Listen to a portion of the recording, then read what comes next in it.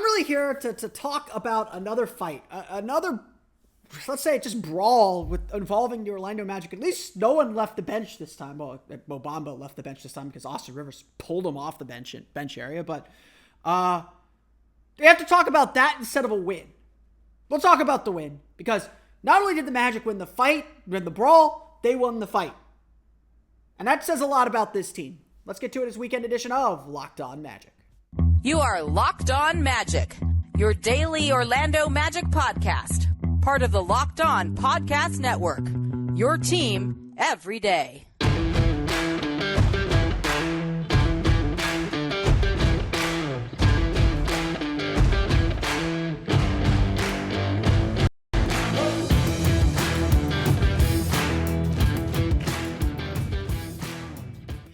And you are indeed Locked On Magic. Today is February 3rd, 2023, or February 4th, 2023. I'm recording before midnight. That's crazy. Today is February 4th, 2023. My name is Philip Rossreich. I'm the expert insight editor over at OrlandoMagicDaily.com. Go follow me on Twitter at PhilipRR_OMD.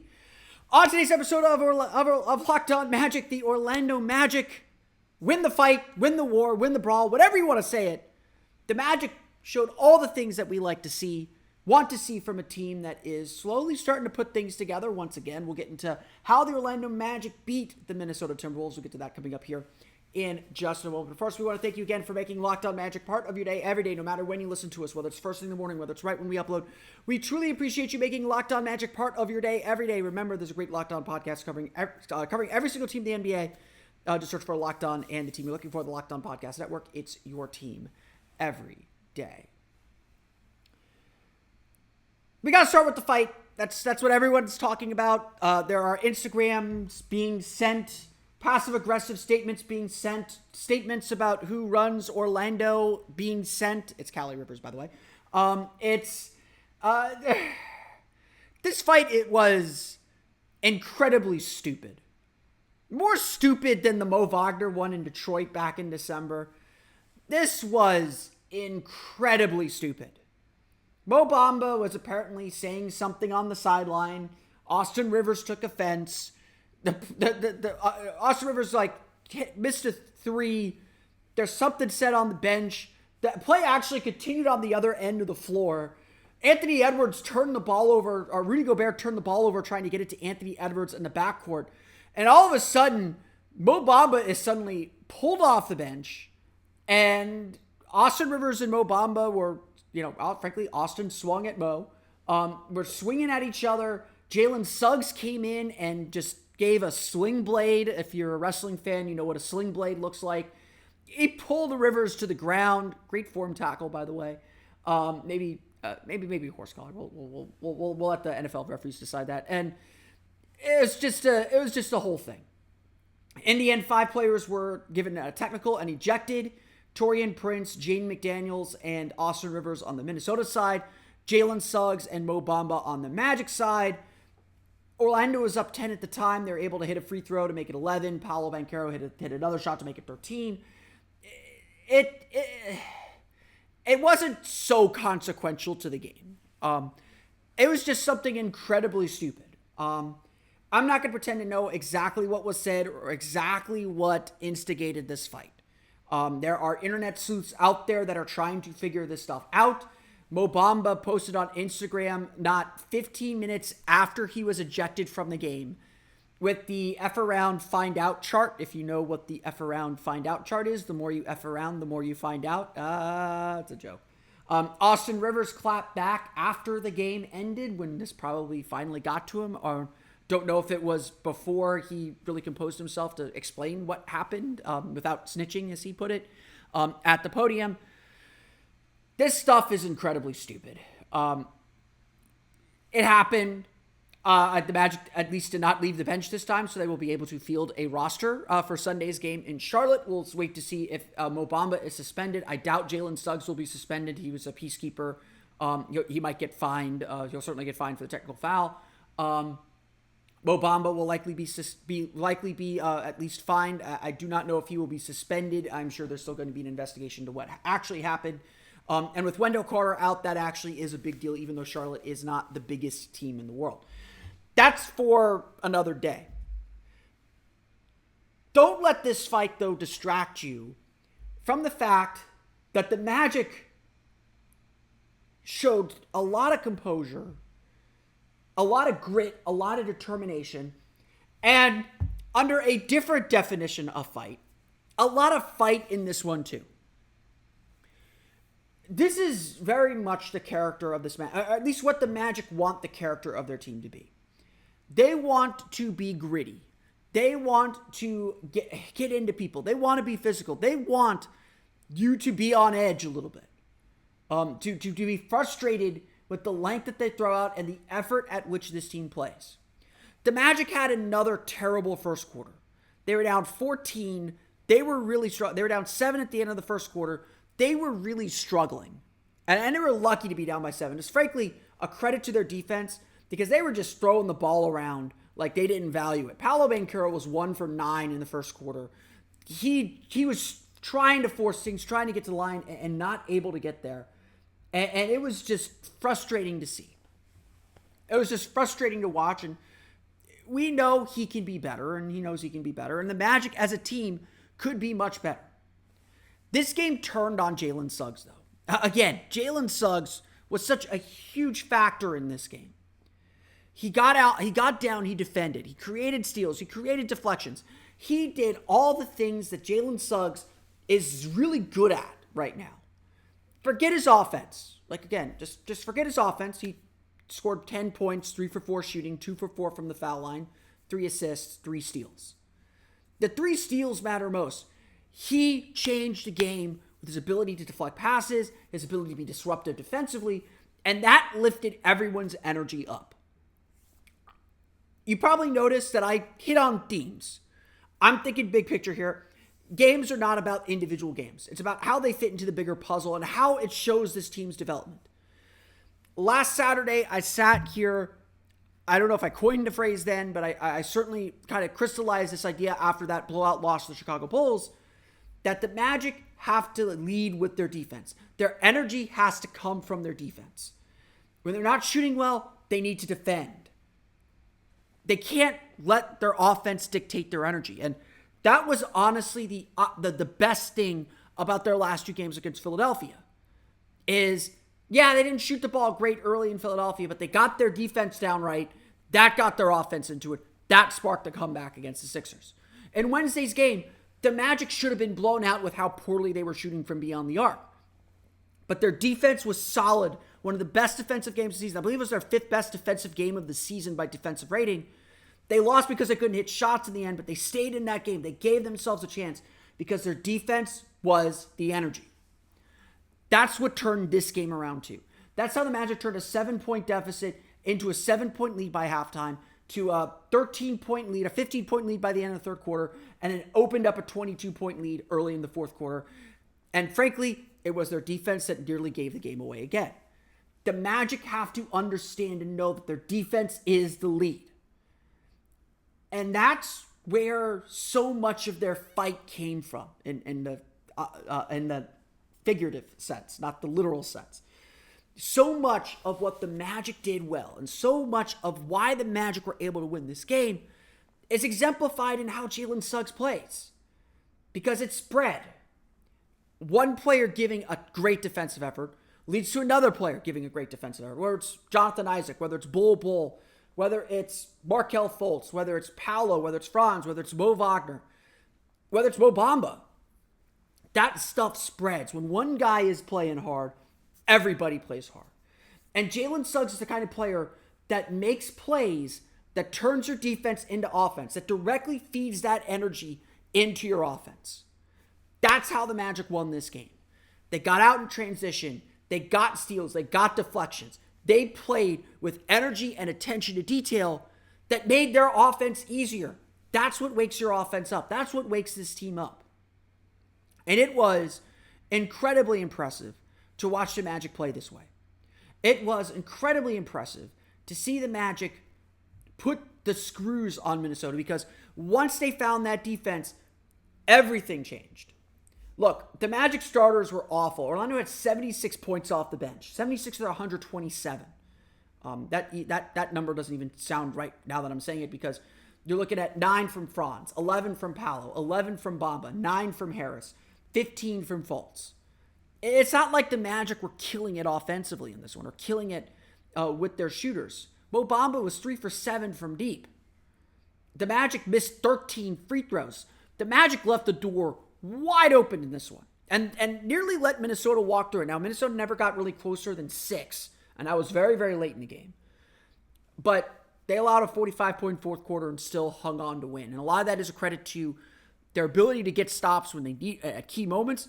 And yes, their ability to hit shots in key moments. Gary Harris hit a big 3. Markelle Fultz hit a key layup. Paolo Banchero got to the line. Franz Wagner got to the line. And even though they left points on the board, Paolo was 3 for 16 for the game. The Magic were able to claw their way ahead and stay ahead and keep the lead and keep the win. But even looking deeper than that, every player in the Magic starting lineup except for Markelle Fultz still had a positive plus-minus. Again, plus-minus can mean so many different things, but for me, that tells me even though no one in the Magic starting lineup was scoring effectively, everyone was competing defensively. Everyone was fighting defensively. And that's ultimately how the Magic win these games. Yes, there was a brawl. Yes, there was an actual fight. But we know, and it's the second one this season.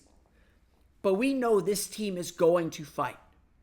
And when they fight and claw and scratch the right way, giving their team the energy they need, they can be really, really dangerous. They can be really, really solid. And they can be really, really fun and special. That's what this game was for the Orlando Magic. The Orlando Magic defeat the Minnesota Timberwolves 127-120. We'll go through the box score to wrap up today's show. We'll get to that coming up here in just a moment.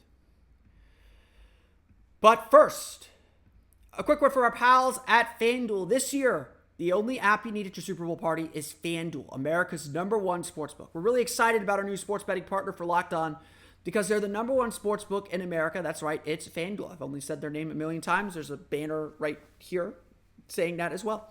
And if you're new to FanDuel, that's even better. They have so many great features that make betting on sports fun and easy. Download FanDuel now so you can bet Super Bowl 57 with a no-sweat first bet. You'll get up to $3,000 back in bonus bets if your first bet doesn't win. FanDuel lets you bet on everything from the money line to point spreads to who will score a touchdown. The FanDuel Sportsbook app is safe, secure, and super easy to use. Best of all, you can get paid your winnings instantly. So join FanDuel today at FanDuel.com/LockedOn to claim your no-sweat first bet on Super Bowl 57. That's FanDuel.com/LockedOn. Make every moment more with FanDuel, official sportsbook partner of the NFL. Now comes the disclaimer that I have to read. 21 plus in select states. First online real money wager. Only $10 deposit required. Refund issued as a non-withdrawable sportsbook bonus bets, which expire in 14 days. Restrictions apply. See full terms at FanDuel.com/sportsbook. Gambling problem? Call 1-800-GAMBLER or visit FanDuel.com/RG in Colorado, Iowa, Michigan, New Jersey, Ohio, Pennsylvania, Illinois, Tennessee, Virginia. 1-800-NEXT-STEP or text NEXT-STEP to 53342 in Arizona. 1-888-789-7777 or visit ccpg.org/chat in Connecticut. 1-800-9-WITH-IT in Indiana. 1-800-522-4700 or visit ksgamblinghelp.com in Kansas. 1-877-770-STOP in Louisiana. Visit www.mdgamblinghelp.org in Maryland. 1-877-8-HOPE-NY or text HOPE-NY 467-369 in New York. Or 1-800-522-4700 in Wyoming. Or visit www.1800gambler.net in West Virginia. As you may know, as you may have noted there, FanDuel is currently not available in Florida. All right, now that I'm done with that, I've always wanted to try reading one of those super, super fast like that. I hope I was clear and concise and clear and all that. Let's go through the final box scores. The Orlando Magic defeat the Minnesota Timberwolves and cover the spread, by the way, as the Magic are wont to do. One of the best teams against the spread in the league. Don't quote me on that. I'm pretty sure that's true. Let's go through the final box scores. The Orlando Magic defeat the Minnesota Timberwolves 127-120. I'm going to start with the defensive hero. Jalen Suggs is my player of the game. Played 15-51 in this game. Certainly would have played more if he wasn't ejected in the third quarter. It was honestly really hard to take him off the floor.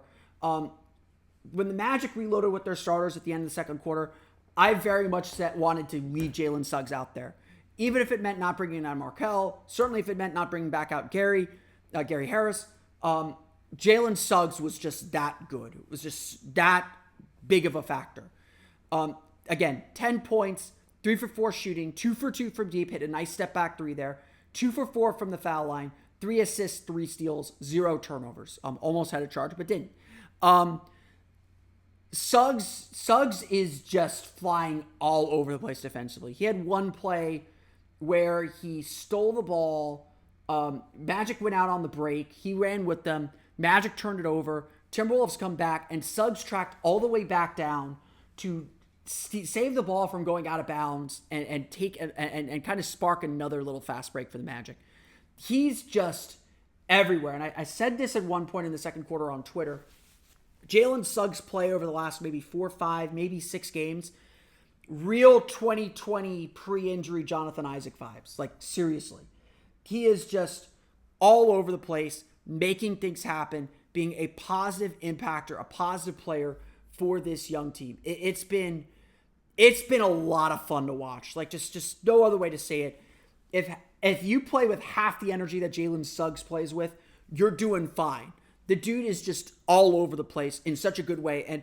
And what you have to love about it too, big thing we've talked about with Jalen Suggs for so long, is playing under control, playing with composure, not doing too much. Offensively, he is not forcing his game anymore. Offensively, he is not trying to get downhill recklessly. He's not just going straight to the basket anytime he wants, which he still can do. He's still getting his shots, but he's not forcing everything. And so, yeah, the scoring numbers may not be where you thought they would be, but he's being smarter with his shot selection, and that's allowing the more positive things, like his ability to play defense, really shine. He is an energy changer for this team. Every team needs a spark plug like him. He is providing it, and certainly deserves it. Honestly, another really solid game from Jonathan Isaac. 9 points, 4 for 5 shooting. The game off seemed like it really helped him. Played with good energy, played with good physicality, had a steal. Got to check Anthony Edwards a few times. Edwards got the better of him once or twice. So I think very clearly Isaac's still getting his legs under him. But again, still a mostly positive impact from Jonathan Isaac in this one.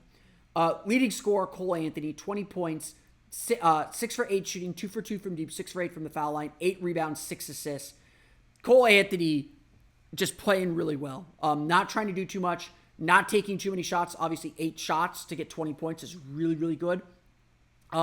He was hitting everything that he was hitting everything that he felt comfortable taking, but more importantly, was just helping set everyone else up, getting out in transition, just making good decisions. He is playing at a very high level right now. This is the Cole Anthony we want to see. We don't want to see December Cole Anthony. January Cole Anthony has been pretty good, especially over the last maybe week and a half, 2 weeks. So really solid effort from him. Mo Wagner off the bench, 19 points, 6 for 10 shooting, 6 for 7 from the foul line. He continues a really strong run of play. Just solid on the block. Never afraid of Rudy Gobert. He used his good footwork and patience to get Rudy Gobert off balance, finish around him, finish through him. When Gobert wasn't in the game, just dominated the paint, forced fouls, just really had everyone on the string. He is playing fantastic basketball. You know, honestly, like, with this bench crew, it's kind of come and gone. Right now, the Magic bench is playing very, very well, and the Magic bench is playing well. This Magic team becomes very, very difficult to beat. You know you're having a bad day when Bol has a vintage Bol game. I guess we could call it a vintage Bol game. 14 points, 6 for 9 shooting, 2 for 3 from the foul line, 3 turnovers in the game, though. So he's still making mistakes. You know, I'm not sitting here saying that, you know, Bol needs some space to make some mistakes on both ends of the floor. You need to be able to teach those, to have him experience those. But overall, got back to just playing downhill. That's the key with Bol. Just play downhill. Get yourself moving toward the basket. Get yourself moving in that direction, and you're going to be fine. And you're going to be in a really good spot to make a contribution and help this team out. So really solid game from him. I also got to give a special shout out to Kevon Harris. Didn't score in 7:45, but with Jalen Suggs out of the game with the ejection, Magic went to Kevon Harris. He came in, kept the energy level high, kept the defensive level high. That was such a big thing for this Magic team. Really helped them stay in this one, and really, like, they didn't expand their lead with him out there. They got it to 22 at one point. Just kept that energy level high, and that was so important after the fight ended, after everything kind of calmed down. He kept the Magic on the front foot defensively. Everyone who watches this kid knows how good he is and knows what he can do. I think everyone's really excited for what the Magic might decide to do with him after the deadline when they might have an open roster spot. The starters, though, struggled mightily. Magic as a team shot 52.9% from floor, but the starters just didn't really have it. Both Franz and Paolo had 4 turnovers apiece. Magic had 17 for 19 points. Franz with 9 points, 4 for 7 shooting. Wasn't super aggressive. 6 rebounds, 4 assists. Franz is starting to turn the ball over a little bit. I think teams are starting to figure out how to get him into traps, get him under pressure on his drives. He's missing some of his shots at the rim lately.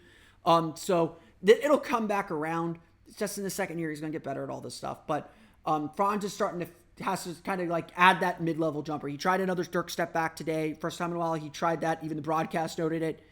Getting that in his game, being able to kind of stop and keep defenses off balance, that's going to open up his path to the basket even more. Again, just getting the line for 2 free throws, not good. He missed them both too. They were both big free throws in the fourth quarter. He's just got to be smarter about learning how to draw contact. He's already good at keeping defenses off balance. He's just got to learn how to pick his spots. And right now, I think he's still a little too determined to get to the basket. Not that that's a bad thing, but mixing in a mid-range jumper here or there, that's going to keep defenses even more off balance. That's going to make him even more dangerous. Paolo Banchero, 11 points, 8 rebounds. Love the 8 rebounds. Love the 4 assists. Don't like the 4 turnovers. Don't like the 3 for 16 shooting from the floor. And look, Paolo wasn't settling. I will say that. He was trying to get to the basket. He was trying to get to the rim. He wasn't getting foul calls. I think Minnesota's length bothered him a little bit. Rudy Gobert certainly hanging around the paint, trying to change some of his shots at the basket. Kyle Anderson, who played only 5:22 in this game and left with back spasms, had a $5 trillion in this one with just 1 foul and a block. Kyle Anderson's a good defender. Understood how to kind of stick with him, make Paolo really work and challenge Paolo's shots. I don't hate Paolo's shot selection. He was getting to the basket. He was trying to create contact and just wasn't getting calls. And you could see him get frustrated and start trying more difficult shots because he wasn't getting those fouls. Sometimes you got to let the offense come to him. And again, I think Paolo's figuring things out. Like, he's a rookie. He's learning and figuring things out on the fly. Mo Bamba actually I thought had a really nice game. 11 points, 4 for 9 shooting, 3 for 7 from deep. Only 4 rebounds for him, but to step in as a starter against Rudy Gobert, did enough to kind of spread the floor, hit a couple threes to kind of keep Gobert honest. I thought he wasn't a liability on defense. I thought he did a good job just kind of being a presence in the paint, even though he wasn't blocking a ton of shots. He blocked a shot in this one.